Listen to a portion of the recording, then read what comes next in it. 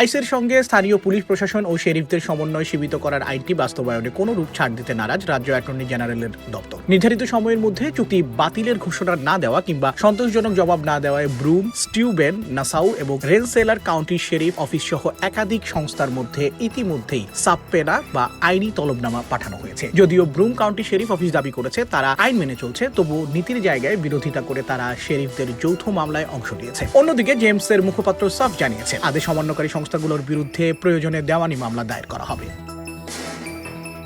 মামলাকারী শেরিফদের বক্তব্য, তারা জনগণের প্রত্যক্ষ ভোটে নির্বাচিত কর্মকর্তা, ফলে তাদের কাউন্টির নিরাপত্তা নিশ্চিত করতে কার সঙ্গে আইনি সহযোগিতা করা হবে সেই সিদ্ধান্ত নেওয়ার এখতিয়ার তাদের নিজস্ব। তাদের মতে কেন্দ্রীয় সরকারের সঙ্গে আইনি প্রক্রিয়ায় সম্পাদিত কোনো চুক্তি রাজ্য সরকার এভাবে জোরপূর্বক বাতিল করতে পারে না।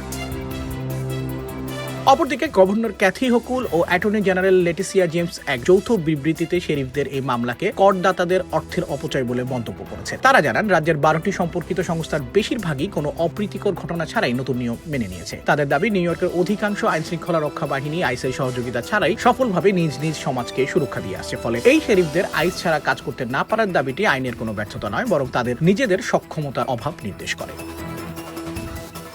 স্থানীয় পুলিশের সঙ্গে অভিবাসন দপ্তরের দূরত্ব বজায় থাকাটা জরুরি। স্থানীয় পুলিশ যদি আইসের প্রতিনিধি হিসেবে কাজ করে, তবে সাধারণ অভিবাসীরা যে কোনো অপরাধ বা নির্যাতনের শিকার হলেও পুলিশের দ্বারে আসতে ভয় পাবে। ফলে সমাজে অপরাধ আরও বৃদ্ধি পেতে পারে। বিশেষ করে কারাদণ্ডপ্রাপ্ত অবৈধ অভিবাসীদের মুক্তি পাওয়ার পর সরাসরি আইসের হাতে তুলে দেওয়ার ব্যবস্থা না থাকলে স্থানীয় জননিরাপত্তা সাময়িকভাবে হলেও ঝুঁকিতে পড়তে পারে। সব মিলিয়ে নিউ ইয়র্কের নতুন এই আইন কেবল একটি আইনি দলিল নয়, একটি মানবিক মূল্যবোধ, জননিরাপত্তা এবং রাজ্য ও স্থানীয় ক্ষমতার ভারসাম্যের এক জটিল মোড়ে এসে দাঁড়িয়েছে। শেষ পর্যন্ত আদালতের রায়ে এই লড়াই কোন দিকে মোড় নেয় সেদিকে এখন তাকিয়ে আছে পুরো অঙ্গরাজ্য।